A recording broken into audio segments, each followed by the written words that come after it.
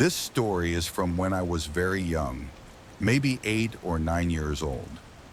My extended family used to spend summers at a massive beach house, a place that felt like a sanctuary. That particular summer, there was a hurricane forecast, and the town had built these gigantic sand dunes along the shore as a barrier. To a kid, they looked like castle walls, completely blocking the view of the ocean from the boardwalk. One evening, while the sun was still setting, I decided to sneak out. I was a bit of a troublemaker back then and just wanted some time alone to explore. I slipped out the sliding door barefoot and walked toward the boardwalk. It was eerie. Usually the place was full of life, but tonight it was completely deserted. Not a single soul was in sight. As I walked, I noticed something alarming. A thin trail of dark smoke was rising from behind one of the massive dunes. It looked like a volcano erupting from the sand. Even though beach fires were illegal, tourists sometimes lit them, but the emptiness of the beach made this feel wrong. Curiosity got the better of me, and I climbed the dune to see what was happening. In the valley on the other side, I saw a bonfire burning, but it was completely isolated. There were no chairs, no people, no coolers, just a fire left burning in the middle of nowhere. I slid down the sand to inspect it. I started kicking sand onto the flames to put it out, but then I saw what was actually burning. It wasn't wood, it was clothes, small clothes, children's shoes, socks, and t-shirts that would fit a kid my age. A sick feeling settled in my stomach. I used a stick to poke around the ashes and found a photograph that had only partially burned. I picked it up. It was a picture of a young boy who looked terrifyingly like me. Suddenly, a voice boomed from down the beach. "Hey!" I looked up to see a man staggering toward me. He was bald and moving erratically, like he was drunk or on drugs, but he was coming fast. He yelled, "Don't you go anywhere!" and picked up his pace. Pure fear took over. I turned and sprinted toward the giant sand dune. Running in sand is a nightmare. It feels like the ground is swallowing your feet. I could hear him screaming behind me, getting closer with every step.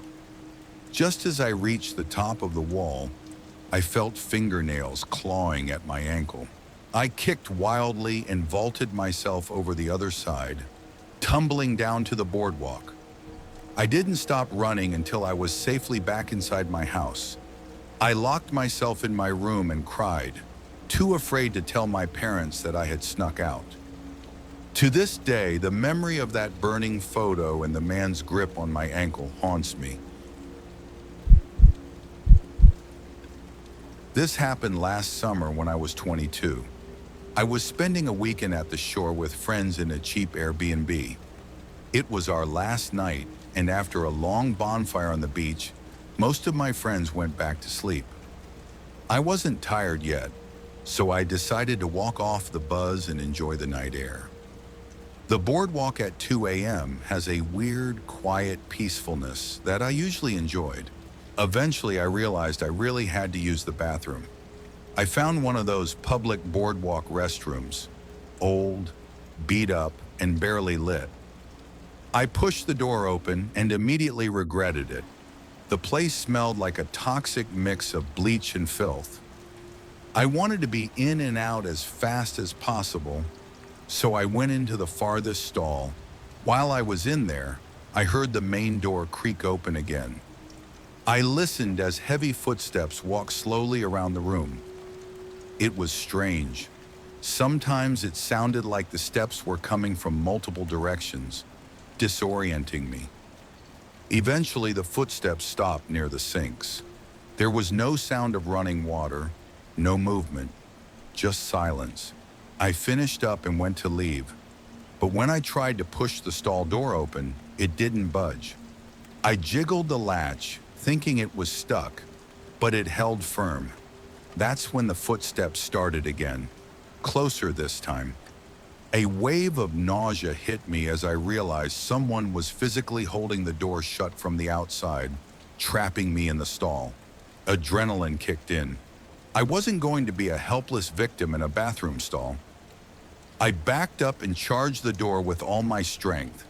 The lock gave way, and I stumbled out into the main room.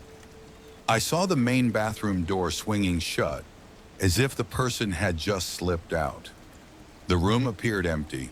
I rushed to the exit to escape, grabbed the handle and pulled. It was locked. The handle wouldn't turn.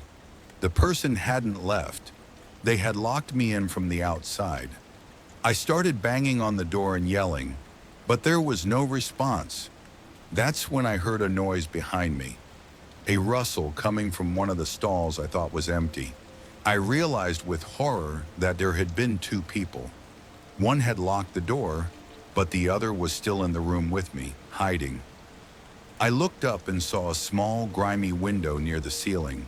It was my only option. I climbed onto the sink, praying it wouldn't break, and shoved the window open. As I was halfway out the window, the door to the middle stall burst open. I locked eyes with a man, pale, incredibly hairy, and dressed in clothes that looked like they belonged to a teenager, even though he was clearly in his 50s. I didn't wait. I scrambled through the window, fell onto the boardwalk, and ran until I found the police. When they investigated, the men were gone, but they found scratches on the door handle where they had held it shut. I don't live a particularly exciting life these days, but whenever people ask me for a scary story, this is the one I always tell. I was 15 at the time, just about to start my sophomore year of high school. I grew up in a typical beach town, packed with tourists during the summer, but a complete ghost town as soon as the season ended. If you've never been down to the shore during the off-season, I strongly recommend it. There is a strange, calming feeling to the emptiness, but it can also be incredibly isolating. Our house was on a street ironically named Surf Avenue, only a block from the beach. At the time, I was on my high school varsity cross-country team, and I was obsessive about staying in shape. That night, I decided to go for a late run. I never brought my phone with me because the weight was annoying, so I only carried a cheap Garmin watch to track my pace and my house keys. My parents were incredibly uptight about keeping the house locked, so bringing the keys was a non-negotiable rule. Even if they were home, I decided to stick to the boardwalk because the wood was softer on my legs than the pavement. I was in the zone, listening to the rhythmic slap of my shoes in the distant ocean, when I heard it, a faint metallic clink. I stopped immediately and checked my pocket. It was empty. My stomach dropped. I crouched down, peering through the gaps in the wooden planks, but it was pitch black underneath. Losing those keys wasn't an option. My parents would have absolutely killed me. Frustrated and pumping with adrenaline, I jumped off the side of the boardwalk and headed down to the sand to retrieve them. The smell under the boardwalk hit me instantly. It was a disgusting mix of rotten seaweed and stale beer, damp, heavy, and suffocating. I used the faint backlight of my watch to guide me, kicking through piles of trash and wet sand. But the keys were nowhere to be found. I began to think I had misjudged exactly where they had fallen. I climbed back up to the surface to get my bearings. I needed a way to mark the specific crack in the wood so I could find it from below. I came up with a plan.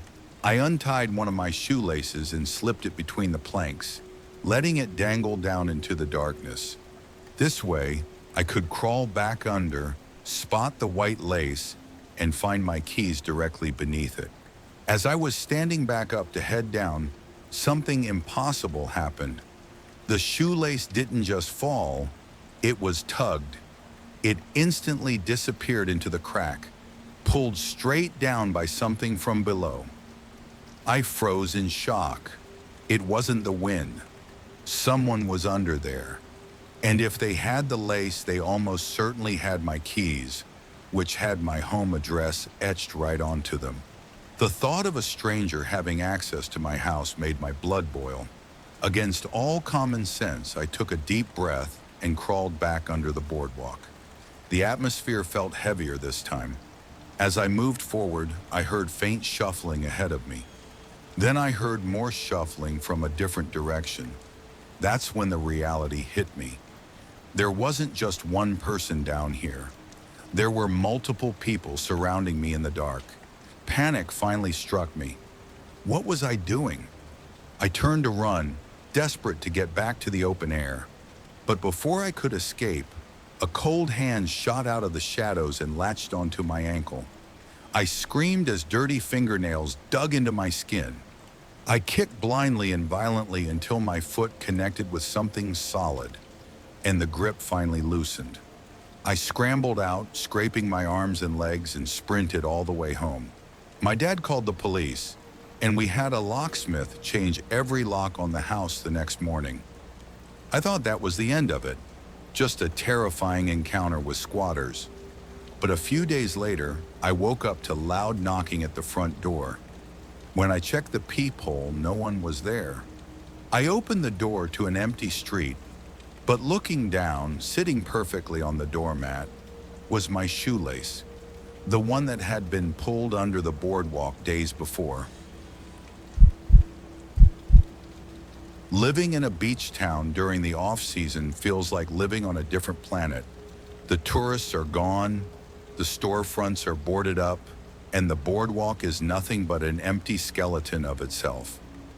For the longest time, I loved it. I used to go for runs on the boardwalk at night because the isolation was my way of detoxing from the world. It made me feel like I had the entire ocean to myself. One night, the air was particularly crisp, carrying the scent of salt and damp wood. The only light came from the occasional flickering street lamp. I was about a mile into my run when I got that deep, primal feeling, the sensation that you are being watched. I glanced over my shoulder and saw a man standing in the distance. He wasn't walking or moving. He was just standing there on the boardwalk, perfectly still, facing me. I tried to shake it off, telling myself it was just another local taking a walk, but the sight unsettled me. I kept running, but the feeling of being hunted grew stronger. A few minutes later, the curiosity won, and I turned around again. He was closer now, much closer, but he was still completely motionless, like a statue. He wasn't running when I looked at him. He only moved when I turned away. I took out my headphones, my heart pounding, and that's when I heard it. Footsteps.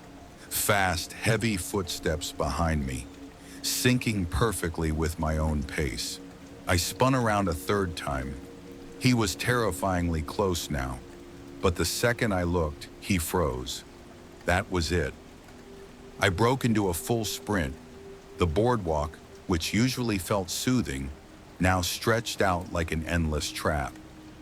My car was parked at the very end near the beach entrance, and I ran harder than I ever had in my life. My lungs were burning and my legs screamed for me to stop, but I refused. Every few seconds, I turned my head just enough to check, and every single time, he was closer. He was gaining on me without ever appearing to move.